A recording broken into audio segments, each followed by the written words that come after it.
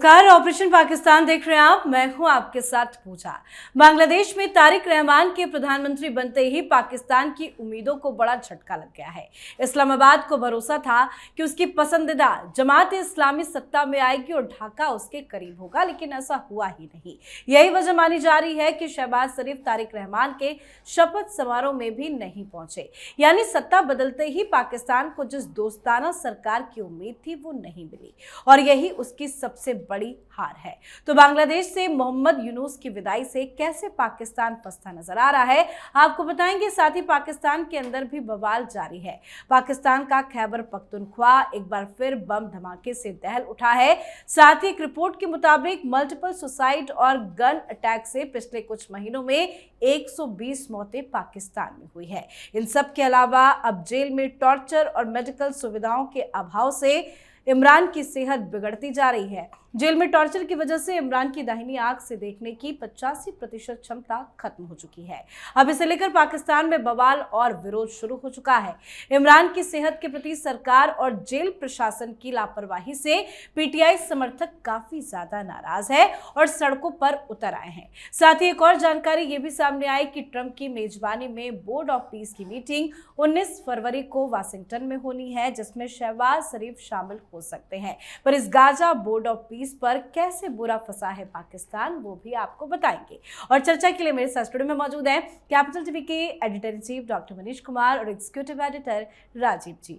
Sir, आप दोनों का बहुत बहुत स्वागत है। धन्यवाद। सर, कल गाजा पीस ऑफ वोट की वाशिंगटन में मीटिंग होनी है, शहबाज शरीफ भी जाएंगे, लेकिन पाकिस्तान इससे कैसे फंसा है? चारों तरफ अंधेरा घेर रहा है पाकिस्तान को। क्या टाइमिंग है। वो कहते हैं मुसीबत आती है तो चारों तरफ से घूम घूम के आती है और चारों तरफ में आप जकड़ जाते हैं। अभी स्टेट ऑफ हॉर्मुज में उसको बंद कर दिया है और ईरान और अमेरिका के बीच एक नया टेंशन शुरू हुआ है और युद्ध की शुरुआत भी हो सकती है, ऐसी जानकारी आ रही है। 250-300 प्लेन जो है F-16, F-35 ये सब जो है वो वहाँ ईरान की तरफ भेज दिया गया है। इधर रूस जो है स्टेट ऑफ हॉर्मुज के ऊपर जो है ईरान के साथ नेवल एक्सरसाइज के लिए का ऐलान किया है। मतलब स्थिति टेंस्ड है। और इसमें आपने क्या किया, डोनाल्ड ट्रंप ने मीटिंग बुला ली कि चलो आ जाओ भाई सारे लोग, कम ओवर बॉयज, बहुत तुम लोगों ने आकर के प्रॉमिस किया इधर उधर, अब आ जाओ और गाजा पीस प्लान का फाइनल जो है उसके ऊपर जो इंटरनेशनल स्टेबलाइजेशन फोर्स जो बनेगा उसके ऊपर बातचीत करनी है। That is the agenda. और इधर क्या हो रहा है, इधर लोग सड़कों के ऊपर हैं। अभी शहबाज शरीफ वहां पे गए नहीं कि मामला अलग हो जाएगा। मुसीबत यह हो रही है कि जिस अमेरिका के साथ आपने सोचा कि डील कर लेंगे, हम सब कुछ हासिल कर लेंगे, वो हासिल हुआ नहीं। और एक ऐसी मुसीबत में डोनाल्ड ट्रंप ने आपको फंसा दिया है कि जिसको लेकर के इंटरनेशनली भी, क्योंकि जो तमाम जो एक्सपर्ट्स हैं, जितने भी अभी या पुराने जितने फॉरेन ऑफिस के एडवाइजर रह चुके, अभी एनालिस्ट बने हुए हैं पाकिस्तान के, वो सारे लोग आर्टिकल लिख रहे हैं कि मत जाना इधर। तुम गए वहां आईएसएफ का आप मेंबर बने, गाजा के ऊपर आपने कमिटमेंट किया नहीं कि फिर पाकिस्तान के हालात ऐसे बिगड़ेंगे कि आप उसको फिर संभाल नहीं पाएंगे। क्योंकि ये सारा प्रोसेस हो ही रहा है इसलिए कि आधा गाजा अमेरिका के पास, आधा गाजा इजराइल के पास, क्योंकि ये जो पीस प्लान है इसमें गाजा का तो कोई रिप्रेजेंटेशन ही नहीं है।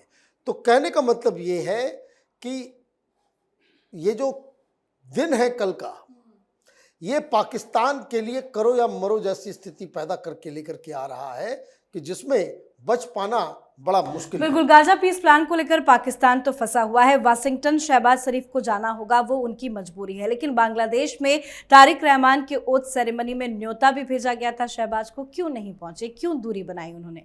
उनको लग रहा था कि जाने से कोई फायदा नहीं है, आगे हमारे खिलाफ कार्रवाई होगी, क्योंकि जिस तरीके से ढाका में चुनाव के बाद नेतृत्व सत्ता सब परिवर्तित हुआ है, अब चुनौती तारिक रहमान के पास है।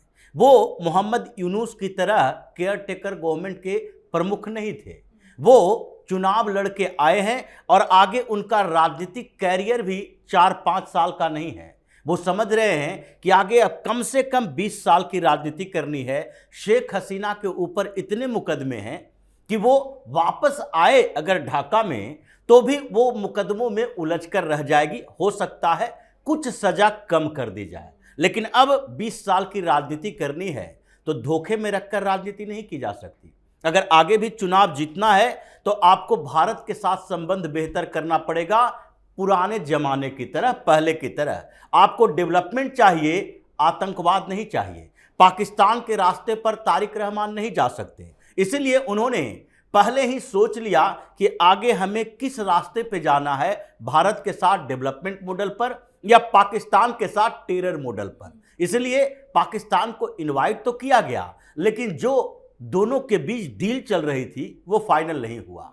वो पाकिस्तान को अपने यहां आने के लिए और एक सेफ रास्ता देकर भारत तक पहुंचाने की जिम्मेदारी नहीं लेना चाहते थे, और इसलिए तारिक रहमान और शहबाज शरीफ के बीच वो डील होते होते खत्म हो गई। अब आगे की रणनीति है, ढाका में ये सोचा जा रहा है कि हम भारत के करीब कैसे आए और दुनिया के उन देशों के करीब कैसे आए जो कि हमारे यहाँ डेवलपमेंट लेकर आएगा। भारत अभी यूरोपीय संघ के देशों के साथ ट्रेड डील किया और वहाँ पर सबसे ज़्यादा चैलेंज ये ढाका के लिए है, बांग्लादेश के लिए है, क्योंकि भारत जिस कोटे का इस्तेमाल कर रहा है, चाहे अमेरिका के साथ हो या फिर यूरोपीय संघ के देशों के साथ, कपड़े में, यानी कि ये जो टेक्सटाइल इंडस्ट्री है उसमें भारत और बांग्लादेश के बीच कंपटीशन है, और वो ये जानता है कि भारत अगर चाह जाएगा तो हमारी पूरी इंडस्ट्री को तबाह कर देगा, क्योंकि उनके पास मैन फोर्स तो है, पावर तो है, लेकिन वो मशीनरी नहीं है जो प्रोड्यूस कर सके। तो इसीलिए ढाका को लगता है कि अगर हमें बचाना है, हमें कुछ बेहतर करना है, जैसे पहले की स्थितियां थी, पाकिस्तान और बांग्लादेश के इकोनॉमी में अंतर था, पर कैपिटा इनकम में अंतर था, अभी जिहादियों के संरक्षण में आ गया, वो स्थिति को बदलना है तो पाकिस्तान से दूरी बनानी पड़ेगी। इसीलिए ढाका से तो आउट कर ही दिया गया है, अब धीरे धीरे पाकिस्तान की स्थिति और उन क्षेत्रों में कमजोर और पाकिस्तान तो अंतर्राष्ट्रीय मोर्चे में तो फंसा ही है सर, लेकिन इंटरनल हालात तो बिगड़ते जा रहे हैं। एक बार फिर से इमरान खान की सेहत का मुद्दा उठा है, पीटीआई के समर्थक सड़कों पर उतर आए हैं। इस बार मामला कितना अलग दिख रहा है? देखिए, इस बार जो मैंने कहा कि एक तो लेजिटिमेसी इनकी खत्म हो गई है। मैं देख रहा था कल कि बहुत सारे इस तरह के वीडियोस आए हुए हैं कि जहां बीएलए के लोगों ने पकड़ रखा है पाकिस्तानी सैनिकों को और अल्टीमेटम दिया गया है। शायद 14 सैनिकों को पकड़ा है कल, और कई सारे इलाकों से ऑलरेडी पाकिस्तान की सेना विड्रॉ कर चुकी है। तो एक तो हालात इस तरीके से है कि आर्मी लड़ नहीं पा रही, एरिया के ऊपर कब्जा नहीं कर पा रही, और जहां तहां जो पिछले 10-15 दिनों के अंदर आप ये समझिए 150 से 200 सैनिकों की मौत हो चुकी है। इसका मतलब है कि नियंत्रण आप लूज कर रहे हो। नियंत्रण आप लूज करने का मतलब ये है कि स्थिति और बद से बदतर होती चली जाएगी, और ऊपर से जो राजनीतिक गतिविधियां हो रही है, अब कल आप जाओगे उधर तो वो जमाते इस्लामी जो पाकिस्तान के अंदर में है, खलील रहमान की, वो तो 3 दिन पहले से ही बोल रहा है कि भाई उधर अब जाने का काम नहीं है, गाजा में अगर आप जाओगे तो ये पूरा का पूरा सरेंडर है। तो ये स्थिति इस तरीके से बन रही है कि एक तरफ इमरान खान के लोग सड़कों पे ऊपर है, आर्मी जान प्राण लेकर के डिस्टर्ब्ड एरिया से भाग रही है, लड़ने को तैयार नहीं है। आपका डिफेंस मिनिस्टर वो पार्लियामेंट में आकर के कह रहा है कि ये जो बीएलए वालों के पास, खैबर पख्तूनख्वा वाले में जो टीटीपी वाले हैं, इन लोगों के पास जो हथियार है वो मॉडर्न हथियार है, हमारे पास नहीं है। ये रो रहे हैं, गा रहे हैं। तो कहने का मतलब ये है कि पाकिस्तान की स्थिति तो बहुत ही खराब है, और अगर ये जो ईरान और अमेरिका के बीच जो बवाल चल रहा है वो अगर उसकी शुरुआत हो गई तो स्थिति ऐसी हो जाएगी कि पाकिस्तान में जो एज ए नेशन स्टेट वो सरवाइव कर पाएगा या नहीं कर पाएगा, या फिर उसमें टूट फूट हो जाएगी, ये भी एक बड़ा सवाल है। बिल्कुल, तो कैसे इंटरनल सिचुएशन में फंसा है पाकिस्तान? देखिए, राजनीतिक तौर पर और दूसरे तरफ इंटरनल हालात, जमीनी तौर पर, ये दोनों जगह अभी सरकार भी फंसी है और सेना भी फंसी हुई है। राजनीतिक तौर पर देखें, जैसा डॉक्टर साहब ने कहा कि जमातियों ने ऐलान कर दिया है, अब भुट्टो की पार्टी अपॉर्चुनिटी देख रही है, हम किसके तरफ जाएं, सेंटीमेंट कहाँ जाएगा। जो हम इसके साथ गठबंधन किए हैं नवाज शरीफ की पार्टी के साथ, शहबाज शरीफ अभी प्रधानमंत्री है, क्रेडिट भी यही इसी को मिलेगा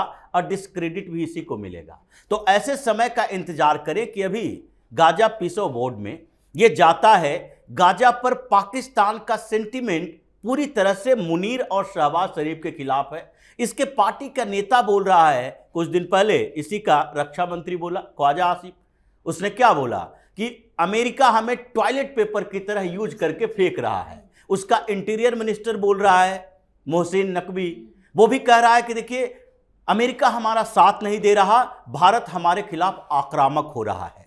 और ये जितने टीटीपी हैं उसके लड़ाके हों या फिर ये तहरीके तालिबान के लड़ाके हों, बीएलए के लड़ाके हों, सबको बैकअप मिल रहा है इंडिया से। भारत ने अब ध्यान देना छोड़ दिया है। ये पहली बार ऐसी स्थिति हुई है कि पाकिस्तान आरोप पे आरोप लगाया जा रहा है कि बलूचिस्तान में यानी पेशावर से ग्वादर तक पूरी तरह से पाकिस्तान उसके कब्जे में आया हुआ है, उसके सेना भाग रही है, पुलिस वाले की मौत हो रही है। कल ही पुलिस वाले 11 से ज़्यादा पुलिस वालों को उड़ा दिया, सेना के जवानों को उड़ा रहा है, 150-200 लोग अभी इस बीच मारे जा चुके हैं। तो ऐसे हालात में भारत को जिम्मेदार ठहरा रहा है। भारत ने रिस्पॉन्स करना बंद कर दिया क्योंकि भारत को लगता है कि इसको रिस्पॉन्स करके हम इससे फुटेज नहीं देना चाहते। इसी तरीके से इंटरनली पॉलिटिकल गतिविधियां भी बढ़ रही है।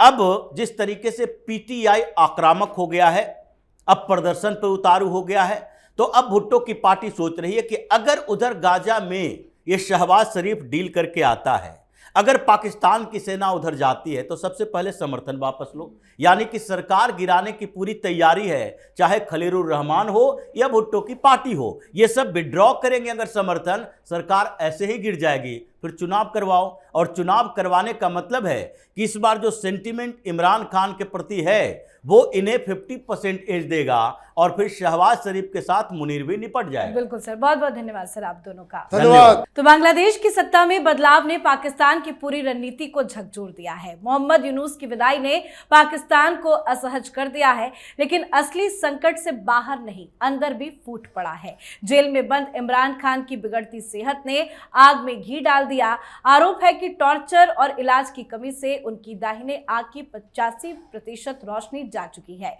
उनकी पार्टी पाकिस्तान तहरीक इंसाफ के समर्थक सड़कों पर उतर आए हैं और सरकार पर राजनीतिक बदले का आरोप भी लगा रहे हैं। इससे पाकिस्तान के भीतर राजनीतिक अस्थिरता और गहरी हो गई है। साथ ही अंतर्राष्ट्रीय मोर्चे पर भी पाकिस्तान की मुश्किलें कम नहीं है। तो आप भी अपनी राय कमेंट करके लिखिएगा। देखते रहिए कैपिटल टीवी। नमस्कार।